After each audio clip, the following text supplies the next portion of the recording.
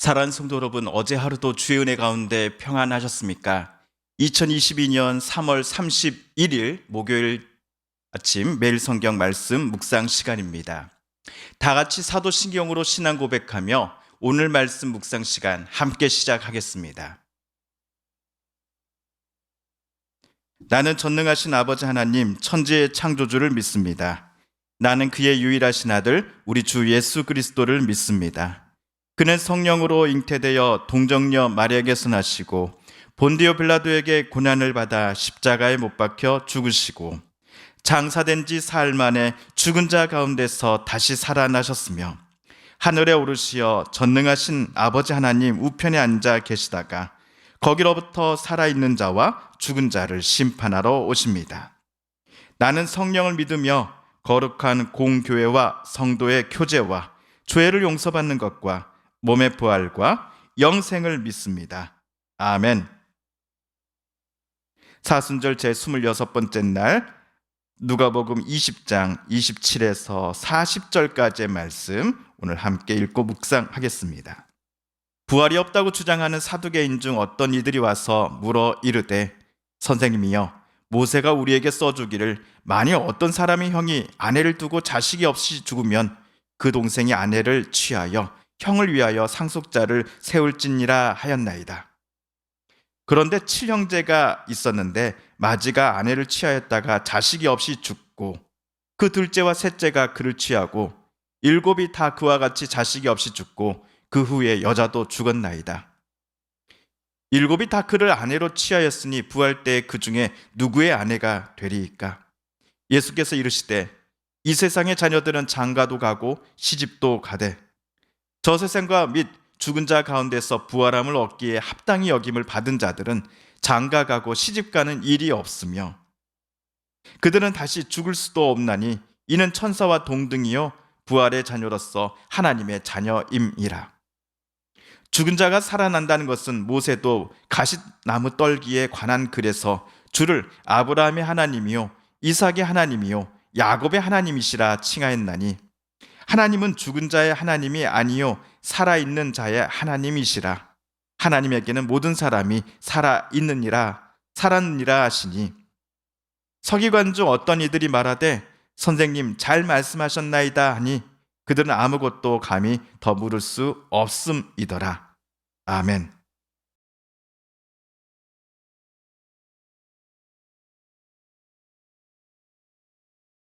어제 서기관들과 대제사장들은 사람을 예수님께 보냈습니다. 그들의 지시를 받은 자는 예수께 로마 황제 가이사랴에게 세금을 내는 것이 옳습니까? 옳지 않습니까? 선생님, 우리 많은 사람들이 있는 곳에서 답변을 좀 해주시죠 라고 물어보았습니다. 옳다라고 아니면 옳지 않다라고 둘 중 어느 것을 선택하든지 간에 저들이 보기에 예수님은 난처한 입장에 빠질 것이 분명해 보였습니다. 만약 옳다라고 대답한다면 예수님을 정치적 메시아로 간주하고서 그동안 예수를 따르던 군중들이 주님께 돌을 던질 것입니다. 반대로 옳지 않다라고 대답할 경우 군중들은 예수님께 더 큰 환호를 보내었겠지만 로마 당국은 예수님에게 정치범이요 잠재적인 반란을 꾀할 주동자라는 낙인을 찍을 것입니다. 이때 예수님께서는 가이사의 것은 가이사에게 하나님의 것은 하나님께 드려야 한다라고 말씀하셨습니다. 종교 지도자들은 전혀 예상하지 못했던 예수님의 방금 대답에 말문이 막히고 말았습니다. 자기네들이 들어보아도 너무나 놀라운 답변이었기 때문이었죠. 한편 사두개인 중 어떤 이들이 예수님을 찾아왔습니다. 27절의 설명에 따르면 사두개인들은 부활이 없다라고 계속 주장해 왔습니다. 반면 유대인 종교 집단에서 사두개인과 양대 산맥을 이루고 또 라이벌 관계에 있는 바리새파 사람들은 부활이 있다라고 주장했습니다. 실제로 사도행전에서 사도 바울을 붙잡아 놓고 사두개파와 바리새파가 부활 문제로 서로 싸우는 장면이 사도행전에 나옵니다. 그 말을 한즉 바리새인과 사두개인 사이에 다툼이 생겨 무리가 나누어지니 이는 사두개인은 부활도 없고 천사도 없고 영도 없다 하고 바리새인은 다 있다 함이라. 이처럼 부활을 부정하는 사두개파 중 어떤 이들이 예수님을 찾아와서 질문했던 것도 부활에 관한 것이었습니다. 사두개파 사람들은 율법이 부활을 지지하지 않는다라고 판단했습니다. 그런데 나사렛에서 올라온 청년 예수는 부활을 주장할 뿐만 아니라 본인도 죽었다가 3일 만에 다시 살아날 것이다 라고 남들에게 말하는 게 아닙니까? 예수님을 찾아온 사두개인들은 먼저 모세의 율법 이야기를 꺼냈습니다. 어떤 사람의 형이 아내를 두고 자식이 없이 죽으면 그 동생이 그 형수를 취하여 형을 위하여 상속자를 세워야 한다라고 하는 율법사항이 기록된 신명기 25장에 나온 내용을 그들은 인용했습니다. 이 법을 학자들은 형사취수법 또는 계대 결혼법이라고 부릅니다. 이 법으로 형의 재산이 동생에게 넘어가지 않고 형수를 통해 태어난 자식에게 상속될 수 있었습니다. 또한 형수는 아무 재산이 없는 상태로 전락하지 않게 되었지요. 형사취수법 또는 계대 결혼법이 적용된 사례가 지난번 우리가 읽었던 구약의 룻기에서 나왔습니다. 보아스가 룻과 결혼하기 위해서는 친척들 중에 룻의 집안을 책임져야 할 1순위 사람의 포기 선언을 들어야 했기 때문입니다. 보아스는 책임질 권리를 가진 친척의 제2순위 사람이었습니다. 그런데 오늘 사두개인은 이상한 이야기를 하나 꺼내지요. 칠형제가 있었는데 장남이 아내를 취하였다가 자식이 없이 죽었습니다. 계대 결혼법에 따라 장남의 동생인 둘째가 형수를 맞아들였으나 둘째도 형님처럼 자식 없이 죽고 말았습니다. 그리고 선생님, 셋째도 넷째도 심지어 마지막 7째까지도 자식이 없이 죽고 말았고 끝내는 그 여인도 선생님 안타깝게도 죽고 말았습니다. 자, 그러면 선생님, 이럴 때는 어떻게 해야 되죠? 7이 다 그를 아내로 취하였으니 부활 때에 그 중에 이 7 중에 이 여인은 누구의 아내가 되는 것입니까? 사두개인들은 모세의 오경만을 소중히 여겨왔습니다. 오경은 일부 일처제를 명령하지요. 만약 부활이 있다고 한다면 저 세상에서 이 여인은 일부 일처제를 어기는 셈이 됩니다. 부활이 있다라는 것보다도 율법의 가치, 명령이 더 소중하다라고 간주하는 사두개인들이었기에 이들은 예수님의 주장이 틀렸다는 것을 오늘 이야기를 통해 증명해 보이려고 하였습니다. 그들의 이야기를 다 들으신 예수님께서는 먼저 35절처럼 말씀하시며 답변을 시작하십니다.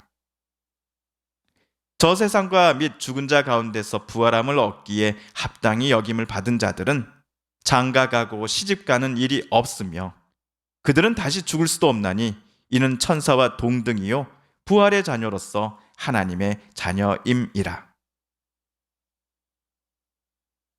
이 땅에서는 장가도 가고 시집도 간다. 하지만 죽은 이가 부활하는 저 세상에서는 더 이상 장가가고 시집갈 필요가 없다라고 예수님은 가르치십니다. 왜냐하면 다시 죽을 수도 없으며 천사와 같이 부활한 이들은 영적으로 동등한 존재가 되기 때문입니다. 하지만 죽었다가 다시 부활한 사람이 천사와 다른 점이 분명 있습니다. 부활한 사람은 천사와는 달리 하나님의 자녀가 된다라는 점입니다. 다윗도 비슷한 고백을 한 바 있습니다. 사람이 무엇이기에 주께서 그를 생각하시며 인자가 무엇이기에 주께서 그를 돌보시나이까.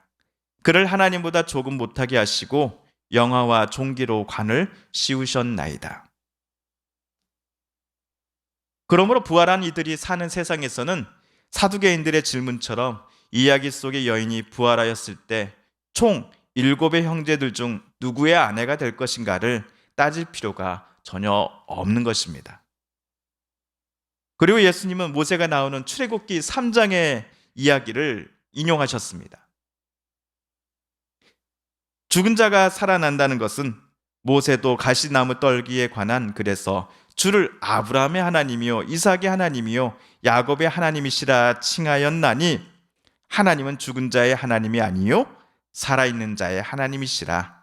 하나님에게는 모든 사람이 살았느니라 하시니. 사두개인들은 구약 성경 중에서도 오로지 모세 오경만을 중요시 여기는 사람들이니 예수께서도 부활의 가르침을 설명해 주시기 위해 모세 오경 중 하나인 출애굽기를 오늘 예로 드신 것입니다. 예수님이 인용하신 출애굽기를 살펴보면 모세 앞에 나타나신 하나님은 모세에게 자기를 소개하실 때에 아브라함의 하나님, 이삭의 하나님, 야곱의 하나님이다라고 말씀하셨습니다.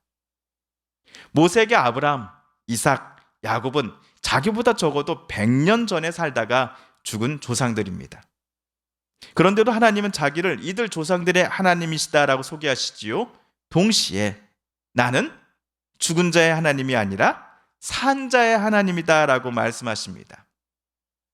종합해보면 아브라함, 이삭, 야곱이 육신으로는 분명 죽었으나 하나님께는 지금도 살아있다라고 예수님은 해석하십니다.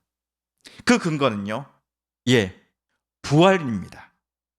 아브라함, 이삭, 야곱이 분명 부활하기에 하루가 천년 같고 천년이 하루 같은 하나님께는 반드시 부활할 모세 새 조상들을 가리켜 살아있는 자의 하나님이시다라고 본인을 아브라함, 모세에게 소개하신 것이죠. 사두개인들은 모세 오경에는 부활을 이야기하지 않는다라고 확신하였습니다. 하지만 오늘 예수님은 오히려 모세 오경도 부활을 똑똑히 가르치고 있다라고 말씀하시며 사두개인들의 부활에 대한 그 잘못된 생각을 고쳐주고자 하셨습니다. 사두개인들의 확신이 성경을 잘못된 눈으로 바라보게 만들었던 것이죠. 사두개인들의 오경에 대한 고집 또는 집착이 너무 심하다 못해 그들의 시야를 뛰어넘어서 말씀하시고 가르쳐 주시는 성경의 그 큰 그림마저도 그들은 인정하지 않으려 했던 것입니다. 분명 성경을 이해할 때에 충분한 지식과 신학적 소양이 필요합니다. 하지만 성령의 도우심 없이는 신학적 지식들은 아무 소용이 없을 것입니다. 왜냐하면 모든 성경은 하나님의 감동으로 쓰여진 것들이기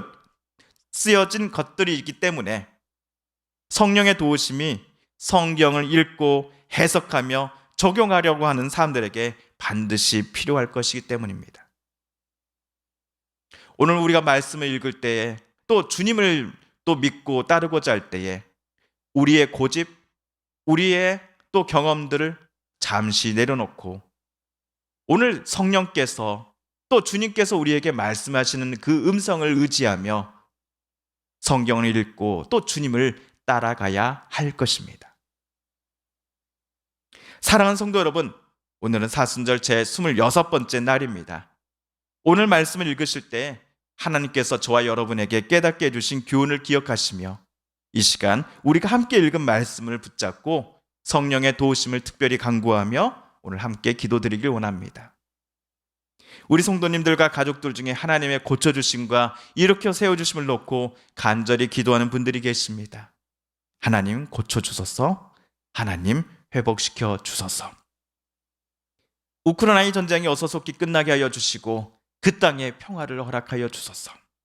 코로나19로 인하여 몸과 마음이 고통받고 또 경제적으로 낙심하였던 이들이 어서속히 회복되며 미래에 대한 소망을 품게 하여 주소서. 산불로 큰 피해를 당한 이재민 분들을 위로하여 주시고 어서속히 그분들의 삶의 터전이 회복되게 하여 주소서. 마지막으로 우리가 가지고 나온 간절한 기도 제목 하나님께 아뢰며 하나님의 은혜 보좌 앞으로 더 가까이 나아가겠습니다. 함께 기도합니다.